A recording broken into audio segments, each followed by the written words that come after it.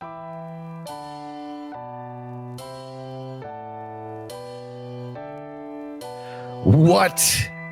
is good? We're back. We got my main man, Joseph Statistics here. I like to call him Joey Stats, but I know that's not his favorite. PWOPR has been the name of the game here, but we're going to stray a little bit differently from how we have typically been doing it. We're going to kind of talk about maybe some situations, whether good or bad, and kind of, Egbuka is going to be a guy, that Buck situation. AD Mitchell, is that for real? Higgins, a nice rookie, some Vele popping onto the scene. So we're going to determine how real this stuff is and whether or not we should be panicked about Egbuka. Going to talk about a little free agency movement here on the wide receiver front, whether we should be buying into any of those kind of guys. And then at the end, we're going to talk about Coach I Was Open, which another great predictive thing from Joseph that could kind of give you some smash starts, for lack of a better term, maybe possibly. So that'll be the end and how we cap it off. Joseph, man, how you doing? You got your soda water? You ready to roll? I'm doing fantastic. I have my bubbly right here. I have bad news for the bubbly fans out there. I'm getting a soda stream as of tomorrow. So we'll have I won't be able to crack one open and drink it. It'll be coming out of just a normal glass. I do have a soda stream, and it is top notch for some carbonated water. Yeah. Now we figured we drink a lot of sparkling water, so I figured it was time to finally get one. Now that we have a house and everything. Yeah. Now that you're grown up, Yeah, exactly. Now that I'm an adult, I'm 30. I'm getting old. Oh, to be young. Got that young back. All right, let's get into it. Let's start off by talking about Emeka Egbuka, because he started off hot, kind of slumping a little bit here. Cause for concern, dynasty value kind of moving into the offseason, whether or not you should start him this week. And Sheva and I actually just kind of talked about this on the redraft show last night, of just like, if Godwin can come back and be effective, I think that has a positive effect on Egbuka. So tell me if there's any data or anything to back that up, and what it's telling us, how we should view Egbuka moving forward. Yeah, so I think the first thing is that, people often worry about target competition. I think that's something that we don't worry about correctly. Not that it doesn't exist, right? Mm-hmm. But I don't think that we worry about it correctly. When an offense is propped up, when an offense overall gets better, that helps touchdown equity for everybody. That helps yards for everybody. It just helps the offense sustain drives and more yards for everybody, right? It really goes all around. And with Egbuka, I guess more specifically on him, he has been a top 20 player in PWOPR since the very beginning of the season. Mm-hmm. He has been good, and PWOPR is great. You want to have PWOPR because that means you're getting schemed open, especially relative to everyone else, right? You're either getting schemed open or you're earning your openness. And being open is more important than anything else for a wide receiver, right? It is the number one most important thing, is be open, and then the rest, everything else will come if you are open. The thing with Egbuka is he is also getting a ton of targets. Over the last month, I think he's fourth in the NFL in targets. He's maybe top 3. He has a ton of targets over the last month of the season.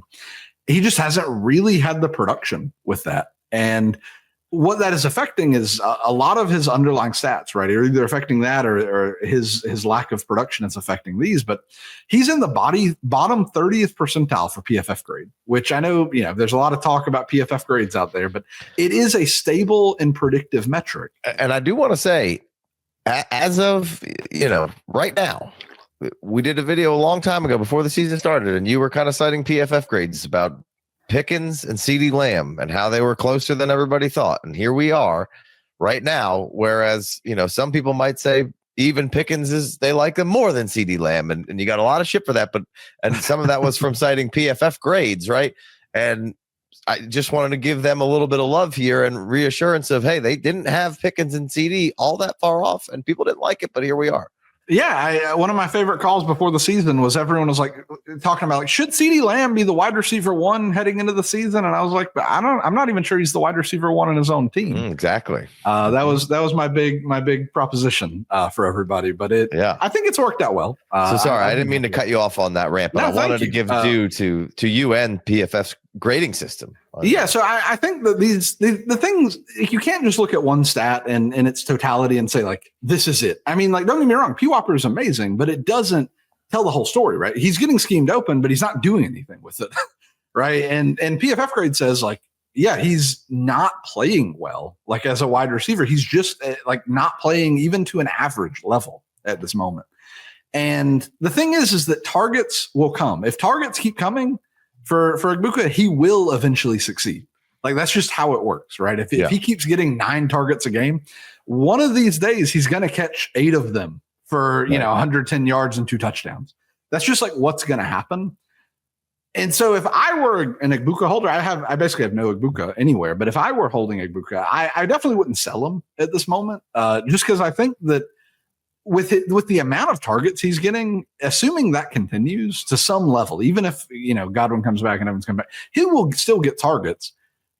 He'll eventually pop off, and that's when I'm a little bit more interested in selling him, because right now his underlying metrics aren't exactly amazing. They're fine. They aren't amazing. And I would want to try to get max value for him. And I just don't think you're going to get max value for him right now. Is that okay for a rookie though, to not be completely, crushing every aspect of things and having ups and downs and learning curves and such, and maybe not needing to be the main focus, being able to be kind of pushed into the background with an Evans and a Godwin for another little bit?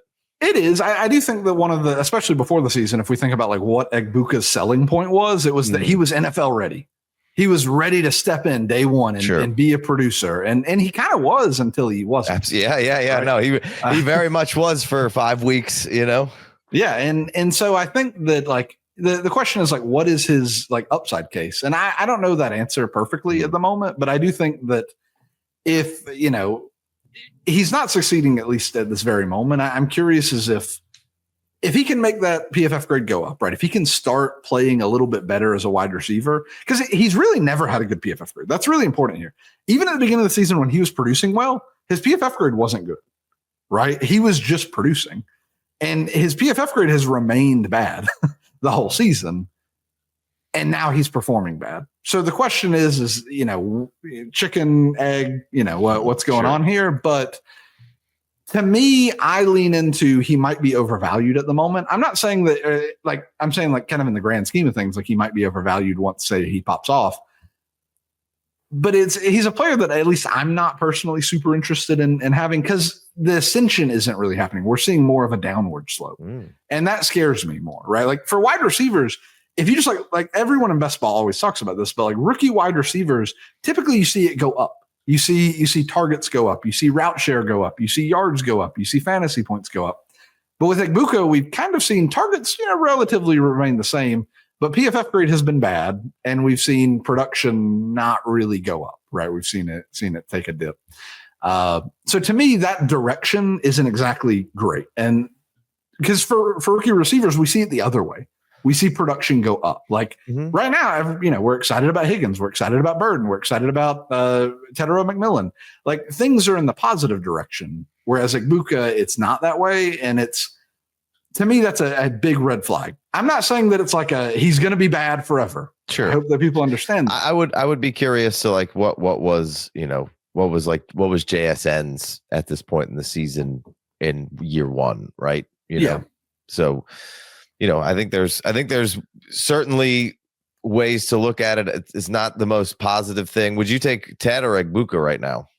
Oh, absolutely, Ted. Tedero McMillan. Yeah, I'm way more interested in Ted at the moment. I think that he's a legitimate alpha. Like he's you don't think Egbuka is a number one? I don't think that. I think that his upside is not even close to what Tedero McMillan's upside is. I think just like at this moment, Tedero McMillan has a 70th percentile PFF grade. His PWOPR is as good or better than Egbuka's.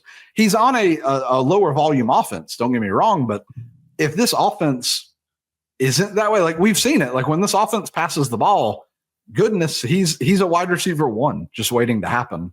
Yeah. So to me, like this is Tedero, no question in my mind. I'd much prefer Tedero McMillan. His upside case is just so much higher. Underdog just dropped prediction markets, spreads, totals, and team outcomes. And the best part, you can combine them with player picks for bigger multipliers. Sign up today with code FFDYNASTY and make a $5 entry to get up to $100 in fantasy bonus entries. Prediction markets are now live in 25 states, including Texas, California, and Florida. And Underdog is available in over 40 states with player picks and draft games. Prediction markets, player picks, all on Underdog. All right, from one rookie to another, Jayden Higgins is been heating up from a target and opportunity standpoint. Those things have been good with Jayden Higgins recently. So is this something that you're excited about, or is this more slanderous rookie talk?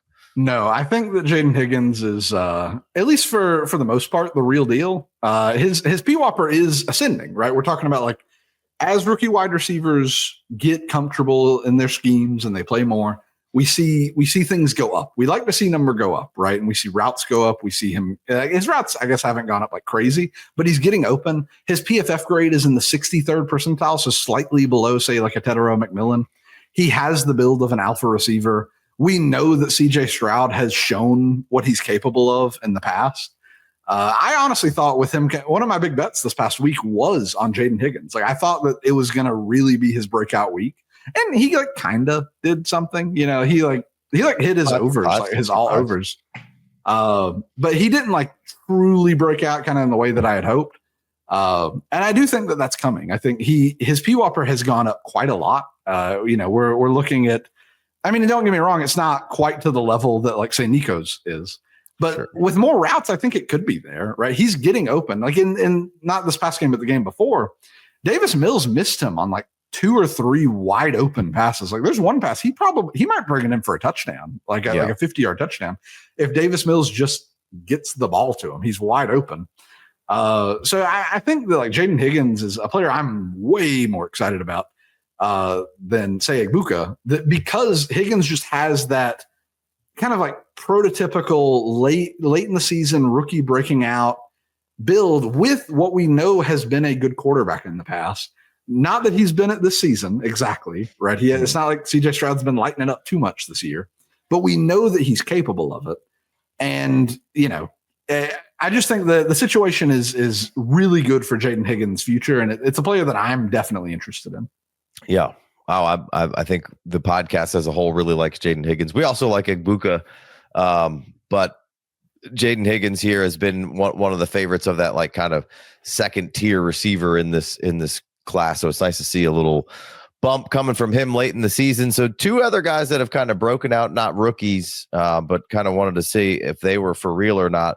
Adonai Mitchell, you know, a fairly high profiled receiver, got some good draft capital on him.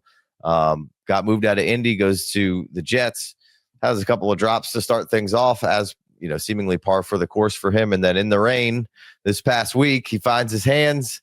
So what is the probability of the Adonai Mitchell being anything?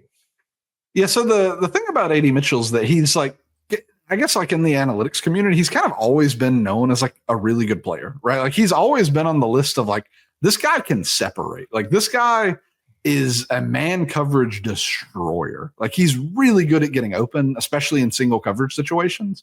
It's just, can he catch the ball? Can he not throw the ball out of the back of the end zone when he scores on an amazing 80-yard touchdown? Right? Like, can he just be cool for a second? Yeah. And you know, Georgia, I always knew him as the King Slayer. Forgot he was. Yeah. If you go back and like watch his Georgia tapes, he always had the biggest catches, the biggest games, and the biggest moments. That's like what he always did while he was at Georgia. And I mean, I think that there's a picture of him catching a pass against Alabama for a touchdown somewhere behind me right now. But he has been that dude. I very much think that he can be. The question is like this season, like with Tyrod, that is such a massive boost to his potential. Like Tyrod has good deep accuracy. He throws the ball deep a lot. It's just, you know, how often are they going to be in these situations where the Jets allow him to? And going forward, if like when Garrett Wilson's healthy and, you know, like what does this offense look like with a future quarterback, like whoever that ends up being? And I just don't know with Aaron Glenn there, right? Like think about like having like John Mechie's also a really good separator, by the way. You have John Mechie, you have AD Mitchell, you have Garrett Wilson, and you have Mason Taylor and a rookie quarterback, likely, unless they go out and get a free agent quarterback, but likely a rookie quarterback with their draft capital situation. Do you trust like a Fernando Mendoza to like lead all of that with Aaron Glenn as head coach? Certainly not year one, right? Well, yeah, but then we're talking, we're not next year, but the year after that, right? We're really getting far into the future. And I think the question is like, what is the cheapest you can acquire him? And I don't know what that will end up being, but I think like AD Mitchell is a really good player in a situation in which I'm not sure he'll ever, because Garrett Wilson is going to be he's such a gravity force, right? He's such a massive force for targets on a team. Like, I don't know if AD Mitchell will ever be that. And I just don't know if he'll be able to overcome the Garrett Wilsons of the world. Yeah. And I mean, so how much in decision making, though, do you let the very, very current situation of what's going on in there for like a dynasty player, like drive your decision making? Right. True. That's true. I mean, because things can really Mac Jones could be there next year and, it could be okay enough, right? That where you're not as, I feel like it starts to get a little dangerous when we start to presume exactly. And with the Jets, it's easier to do so because it's, you've got a long history of things, but things change so fast. And we think it's not going to, and then it's like, all of a sudden they're the best team in the NFL. Yeah, all of a sudden Zonovan Knight's somebody you got to consider starting. Things change quick, and I do think that like from like a dynasty perspective, when thinking like talent over situation, right? AD Mitchell's that dude. He is talent over situation all day long. That's what I want to bet on. And I agree with betting on that talent. It's just I think that maybe my kind of grander point is like keep expectations reasonable. Yeah. I think that people should absolutely need to keep expectations reasonable. I think that what leads to a lot of problems is they don't keep expectations reasonable, and then they get super rammy of why isn't this happening or working when it's like, and then they're like, oh, he sucks, and it's like they don't necessarily suck. It's just not happening.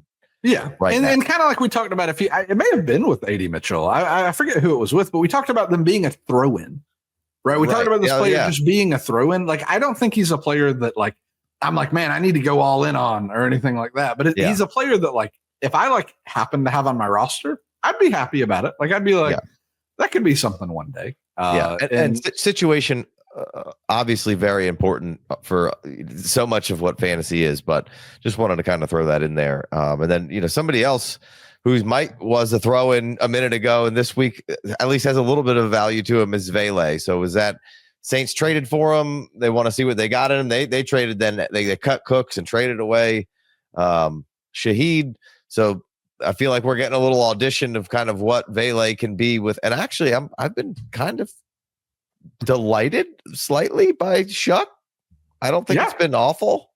No, Shuck he hit me a big bet earlier in this year, so I'm a Tyler Shuck fan all day long. Shuck, whatever.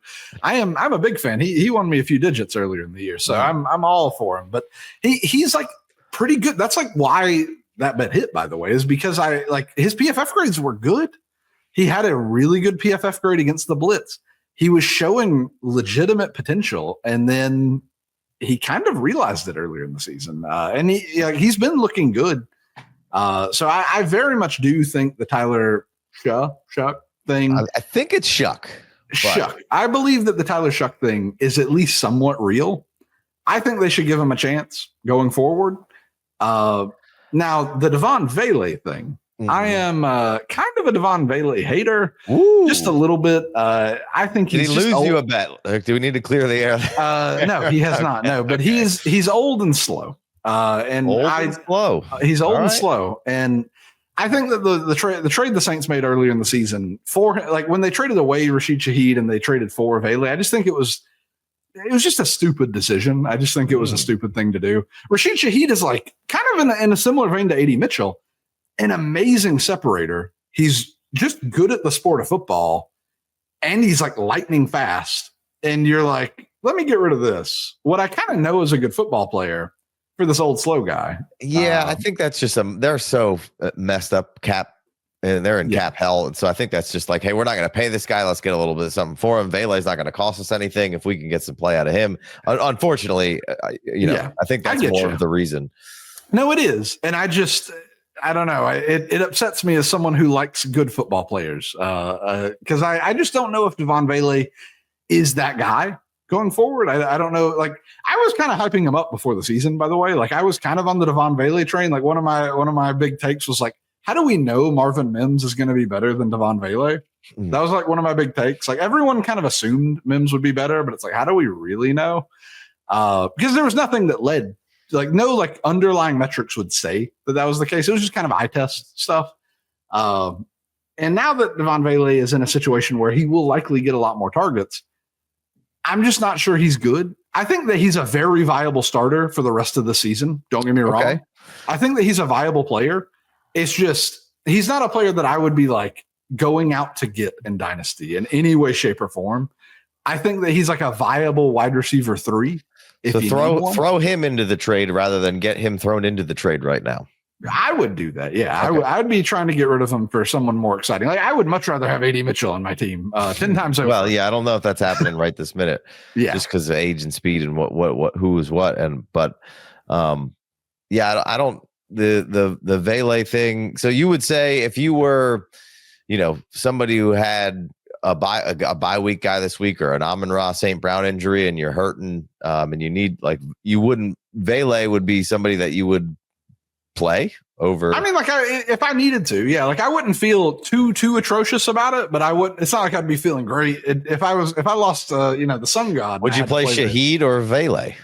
I'd probably play Vele. I just think that his target volume is likely a lot higher, right? Like, the Seahawks run the ball so much and they have such a target concentration on JSN that it's, at least Vele doesn't have to compete with JSN. Chris Olave is good, but he's not JSN at the moment. Mm-hmm. And I would trust like that Saints offense to have to pass the ball more than I would trust the Seahawks offense at the moment to pass the ball. Not that the Seahawks can't, just that the volume might not. Right, exactly. The way that the Kellen Moore and this offense is going to go around distributing targets and chucking it around, as opposed to the way that the Seahawks are going to do it very, very well and efficiently to a guy or two. Exactly. So I would personally trust the floor of Vele a lot more than I would trust the floor of Shaheed. I think that Shaheed's ceiling's probably a little higher, but it's just, I think that Vele's floor is so much better that I would trust that especially in a need to win situation. I would probably trust that. Yeah. All right. Let's talk about one more situation before we ask a few about some free agent wide receivers here. We've talked about it in the last few episodes, maybe the last one, and then a couple weeks ago we talked about it again. But Troy Franklin, was it real? Was it not? But now, Pat Bryant has entered into the conversation. So just kind of, what's your vision on how this next wrinkle of the Broncos offense is taken account or being accounted for? So what do you see in there with these 3 wide receivers here moving forward? Well, yeah, I think that like Troy Franklin's kind of like supplanted himself, at least through PWOPR, as the wide receiver 1 over the last 4 weeks. I'm not sure he has the build for being a wide receiver 1. I think that he has to have someone else out there to kind of help him, become that dude. But he absolutely has supplanted himself as the PWOPR leader on this team. Kind of by a decent little margin. Like his PWOPR over the last month is like wide receiver, like true wide receiver 1, like just like strip the team away from it. Like a 0.5 PWOPR is wide receiver 1 levels of PWOPR, and that's what he has. I mean, we'll see if he maintains that towards the end of the season, but he's maintained, like, he has a good PWOPR. And, speaking of his, PFF grade, he's looking like he's, in the bottom area. So like that part isn't great, right? Like he has a worse PFF grade, for instance, than Emeka Egbuka, right, on the course of the season. Mm-hmm. So that part is a little bit spooky, right? If you're like a Troy Franklin like owner or interested in him, because again, PFF grade is a stable metric. It matters, right, for predicting future potential. So I think that Troy Franklin is, at least schemed wise, the real deal. The question is he the real deal, say, going into 2026? I'm not so sure. And what tells why? Well, mainly because of the PFF grade, right? Like PFF grade matters. Like I people need to know that. Like it really does matter. And he has a bottom 10th percentile PFF grade. Like it's not really good. Now I do think that some of that might be on Bo Nix for missing some wide open touchdowns to him. Right? Don't get me wrong. Troy Franklin doesn't get punished for that in PFF grade. But had that been an accurate throw and Troy Franklin brought it in for a touchdown, he probably gets a little PFF grade. Yeah. It wouldn't have hurt it. I'll tell you that. Yeah. But for instance, like as I was talking about, Troy Franklin has a bottom 10th percentile. Pat Bryant has a 63rd percentile, right? PFF grade. I think it was 63rd percentile. 66th, I mean. So like a top, above average PFF grade, while Troy Franklin has a bottom tier PFF grade. So to me, that like if I'm looking at the situation and I see like how their PWOPers are lining up, what do their PFF grades look like? I am more interested in Troy Franklin right now, for sure. But I am probably more interested in Pat Bryant for next year, right? Like heading into next season, heading into the future, I think that is a situation I would not mind having. Yeah, I think Pat Bryant is a definite buy for me in this situation. He had 70% of the snaps last week, where Franklin kind of went down to his lowest in a few weeks at 53. Maybe that's some to do with some run blocking, was kind of some stuff floated out there of just kind of how they use Pat Bryant in his frame. I don't think Troy Franklin will ever not have a role on this team.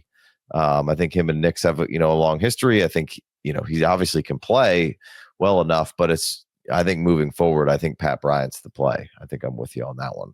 Yeah, no, I absolutely think like 2026. If you're playing for 2026, you need to be trying to trade Troy Franklin for Pat Bryant now. Yeah, I mean, I'm not against that. I don't know what their exact values are at the moment, but I'm not against that for teams that need next year. Yeah, I would assume Franklin's got considerably more value currently than Pat Bryant. Yeah. And could probably, like you said, probably for the rest of the season, maybe help you out a little bit more. But Pat Bryant moving forward, I think you gotta add him, figure out how to get him. So, yeah. All right. Well, let's move forward here. Let's talk about some contract wide receivers real quick. Be sure to follow us on the Twitters, the Instagrams, and the TikToks. Slide in them comments and help us beat the algorithm up. Like Romeo Doubs, Wandale, Shaheed, Meyers, Deebo. Those are some names on there. My specific question that sparked this was like Wandale moving forward, right? He's kind of, been a little bit of the butt of jokes of ADOT and spammed, targets at the line of scrimmage and yada, yada, yada. But I feel like this season has been a little bit of a coming out party that he can do a lot more. Is that accurate? Would you trust Wandale moving forward, or is this like sell Wandale as fast as you can? So the tough part is that PWOPR and the predicted targets model in general loves Wan'Dale Robinson. So looking at his like predicted targets per route run, he has the best predicted targets per route run in the NFL over the last month, right? He has been playing out of his mind, and it took a Jameis Winston dome game for us to see it, right? Like he even before that, he was playing out of his mind, but this offense just wasn't supporting him in the way that he needed to be supported. And then Jameis Winston comes in, and all of a sudden it looks great, right? I think that with Jackson Dart, we're just not going to see that. We're just not going to see what he did against the Lions probably ever again, unless he gets another Jameis start. But I just think that he is playing really well, and I'm not sure we'll really get to capture that again with Jackson Dart at quarterback. Not that Jackson Dart is bad, because I think he's really good. It's just his play style isn't that of, say, a Jameis Winston, or also a rookie quarterback. A rookie quarterback, exactly. So like will his play style ever be a high volume passing attack? I'm not 100% sure. And that's kind of what scares me the most about Wandale. Is like Wandale, I think, is like a legitimately really good player. Although I will say his PWOPR and his predicted targets are amazing. He's been getting schemed in a great way. His PFF grade is in like the bottom 30th percentile. So that's something to consider, right? He's a player that I'm like skeptical on. I get why it's like I don't really know what to do with him because I don't really know what to do with him either. Right. I haven't been like I acquired him in a lot of leagues. Like when he was coming out as a rookie, I was drafting him in the second round everywhere. Like in the middle of the second round, I was taking him everywhere I could get him because I thought he was a really good player. And I still think he's a really good player. I just think that we may never really get to see it without some kind of high volume Jameis Winston level passing attack. I mean, if he obviously they got Drake London, but if he went to like Atlanta next year, would that be a bummer or? I would think it's a bummer. Enough opportunity. No bummer. I would say it's a bummer. I'm a little bit of a Michael Penix hater, but I think that I think that like Wandale's a player that like I think he's good exactly where he's at. Like it's in like value. I'm saying like his like value in say Dynasty. I think it's good exactly where it's at. But it's not he's just a player I'm skeptical of the future of, and it's a player that I'm not really wanting to acquire, but I also don't really want to get rid of. He's just like right in that he's right where he should be. I think I just think he's right where he should be. All right, hate Wan'Dale Robinson moving forward. Check. All right, how about Jakobi Meyers? He's a free agent. Went to the Jacksonville. We covered him right. When the trade was made, just to see how we thought this would be. He's had 6 targets pretty much every week since he's been there. He's been pretty much, I think, fit right in and exactly what the doctor ordered in Jacksonville. I think he's getting a contract in Jacksonville. A little bit older player here, but perennially slept on wide receiver. I think never gets as much credit as he should, and then immediately leaves, Oakland, Vegas, and is a huge part of an offense now. So.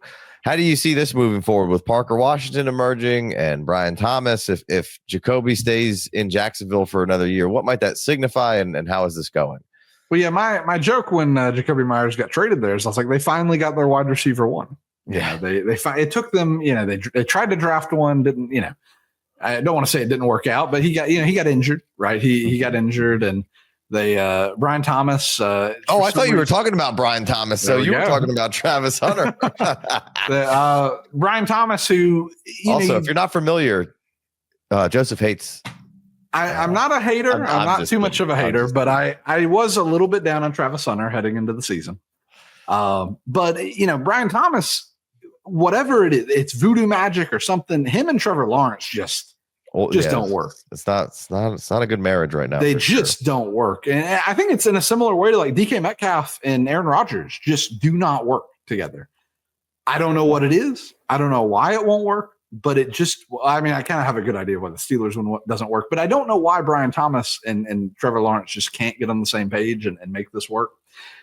Him and Jakobi Meyers are doing a just fine job making it work. And I think that this is a real thing. I think Jakobi Meyers has been a good football player for years, and he's getting to show it.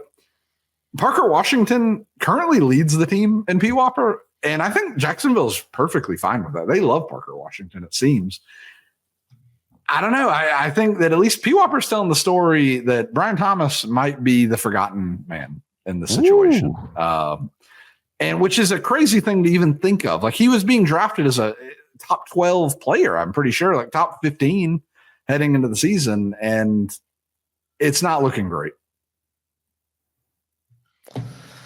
Yeah, no, I think Jakobi is for me just a buy, a hold. I'm not selling him off. I think absolutely not. I think he's found himself a home here. I think they're going to pay him. I think he's what Liam Cohen needs as just a stable, reliable professional. That he can, knows he can go to in pivotal moments. Yeah, I think that's a perfect, like he's a buy and a hold. I would not be selling him. And he's probably cheaper than he should be just from the name value, right? Like people just don't want Jakobi Meyers, like the public, I'm saying, like just like people just aren't excited about Jakobi Meyers. Like it's just, people are much more excited about the name, say Brian Thomas, than they are Jakobi Meyers. Jakobi Meyers is going to score you a lot of fantasy points, and that's what pretty much has just been a wide receiver 2 for a minute now. So, yeah, and now he's a wide receiver 1, right? Ooh, on his own team. So, guys, just keeps coming with the spice. It's like Thai food; it just kind of keeps building. Got to watch out. That's right. All right, let's finish up here with some Coach I Was Open, like kind of a potential breakout situation here. And on this list, it's not necessarily names of like, all these guys are out of nowhere. I didn't expect that guy. These are all, at least on this list, pretty solid names to high end names, right? So yeah, take us through the list of Coach I Was Open, and tell us what this means and why you trust potentially starting these guys this week. Yeah, so Coach I Was Open it's actually the first model that I made and kind of started writing for PFF. It's what got my foot in the door. But the basic idea is that I was always thinking we could model who was open, and then let's think that they go back and watch the film, and then they're going to see that. They see what we see. They see what, they know what we know. They see, oh, this player was wide open. Why didn't we throw him the ball? And then in the next game, that player should get more targets. That was the basic thesis for this model, this list. And it very much has come true, right? I have tested this. I have validated this. Players that show up on this list have about a 12% higher chance of scoring a touchdown than another player of similar, propensity or similar skill set to them. They have a bump in target share of about 20%, not 20% target share, but 20% week over week target share. Right. They score more fantasy points. They just do better, right? Earlier in the season, this list identified 60% of the wide receiver ones, heading into week 7, it had done that. It was doing really good. The basic idea though is that players in this list should see more targets. They often do, right? They often do. So to go through the list, we have, and to nobody's surprise, we have Jaxon Smith-Njigba. As I think anyone on earth could have told you he did not get enough targets last week. After being priced as a almost 10K receiver on DraftKings, he was 9,500, which is an insane price. That's a wild number. It really is. That's you only get 60K to spend, so that's an insane number. And he did nothing. he did basically nothing, and that's because he should have been getting targeted more, and he just wasn't. Yeah. So him showing up on the list is not a surprise whatsoever. I think that he also enters a pretty decent matchup. I think they play the Falcons this week, if I'm remembering that correctly. Mm-hmm. That's been a pretty good offense to play lately. If you're a wide receiver, I mean, just ask Adonai Mitchell, right? It's just think of that AD Mitchell play that he scored the touchdown. Just imagine Jason doing that 3 times, right? I think in a dome. Exactly. I think that we could see a pretty good game from JSN. Shocker. Shocker. But going to the next list, Chris Olave. Go to the next name, Chris Olave. He's been, my models loved him the whole season. We've given Olave so much love on this show with you and I separately, and it feels good that he's just been rock solid with this just dumpster fire of a team. So I love it.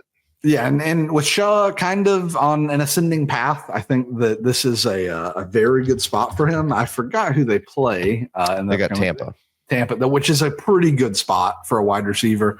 They're a pass funnel defense, right? Tampa, they've been that way for 5 years now.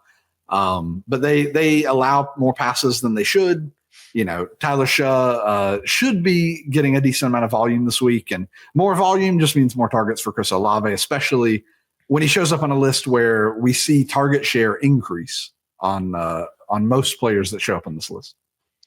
Yeah, no, I love Olave. Could have had even a bigger day last week. Kind of dropped. So you're gonna count it as a drop. He definitely should have caught it. It was in between 2 guys, one guy falling down. He could have had another even bigger day. So Olave was he number 2 in the league in targets? He's way up there. So yeah, and my model expects him to get, maybe he'll be number 1 at the end of this week. So all right. So the next 2, a little more fun, less obvious plays here, but Romeo Doubs coming in as that's 3rd, I guess, for lack of a better term here. I don't think you're looking for a 22-point week here from Romeo Doubs necessarily. That would be kind of shocking, but seemingly a reasonable start. Yeah, I think that it makes a lot of sense that he shows up on this list because Dontavian Wicks had such a good game, and Romeo Doubs is historically really good against single coverage, and the Lions play a lot of single coverage, right? And so it makes sense that he was probably open quite often last week, and he just wasn't getting targeted because Wicks was getting those targets, and other players were getting those targets. So coming into a game against the Bears, who also allow a lot of single coverage and who have not really had the best pass defense, I think that this is a pretty solid matchup for him. I think that it might need a little more, analysis on it, but I do think that this is a pretty good matchup for Romeo Doubs, and he's a player that I'd feel pretty comfortable starting as like a high upside, high upside, like wide receiver 3, like, push into that high tier wide receiver 2 territory. Like, yeah, when Joseph and Jeremiah and Chev are going to talk about more stuff on the Bet on the gambling show live on Thursdays, and you can catch it at the pod afterwards. So I'm sure there'll be some more analysis on kind of the breakdown of matchups, which is, if you're missing it, you shouldn't be. You could easily use it as a kind of a sit-start situation if you just want to go straight fantasy. But Christian Watson would also be another nice play, right? And would you leave Wicks on the bench? You're not expecting another Wicks game. It would be a shocking thing for Wicks to have another good game, just given his like underlying metrics, right? Like, it just doesn't. They're not really meant for like consistent fantasy production like that. Mm-hmm. Not saying it can't happen. I think he's a really good receiver. It's just it likely isn't going to happen again. And so I'm much more interested in, say, Watson and Doubs heading into this Bears matchup than I would be Dontavian Wicks, just off the cuff, Yeah. All right, last one on Coach I Was Open. We have Deebo Samuel, which, had a decent week last week, 11 points, 7 receptions, had a big catch at the end of the game, looked very spry doing so.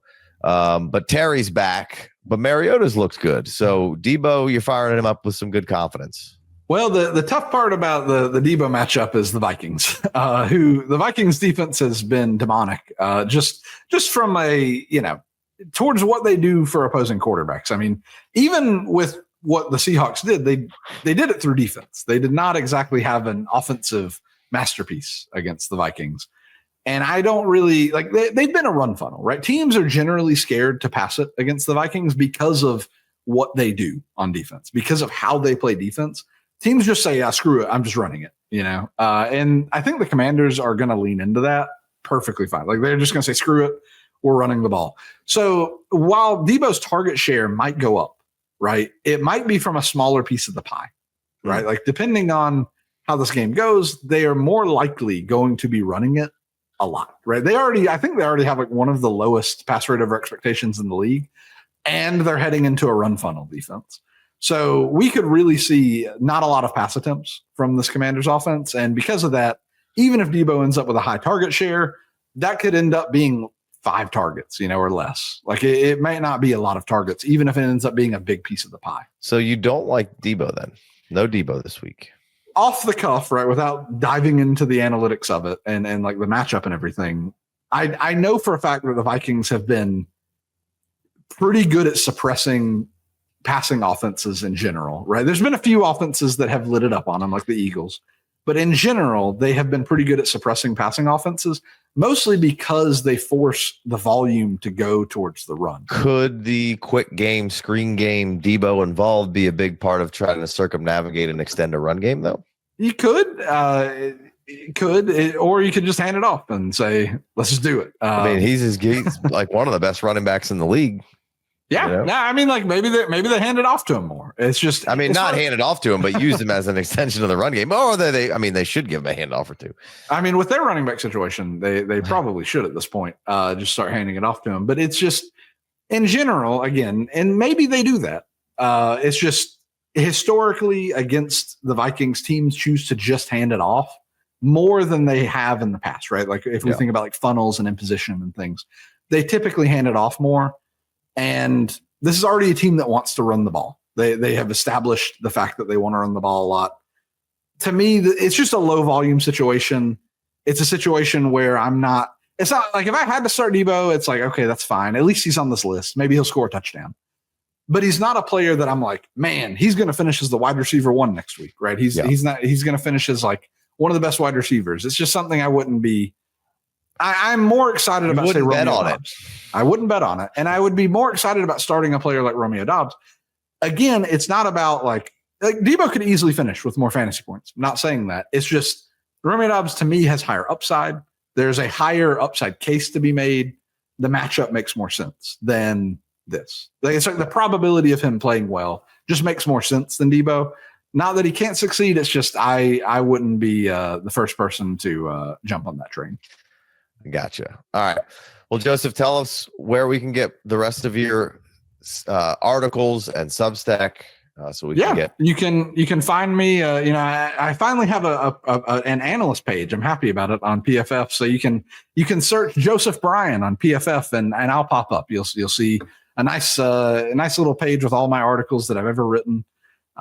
Which a lot to read over there. But my articles usually come out at 6 a.m. on Fridays, and then I write a very thorough, intense. It's like 10,000 words. Preview of the upcoming week. It comes out on Friday afternoons. On Substack, you can find me at Koala TY Stats, and it's one of my favorite things that I do, and people have loved it. I've hit multiple less than 3% probability bets just published on that Substack. So, boom. And just because he works for PFF, that's not why he likes PFF grades. I've liked PFF for a long time, a lot longer than I have written articles for him. He's vetted the grades and he gives it the 2 thumbs up. So I don't want to hear about it. We'll catch you next week. Peace.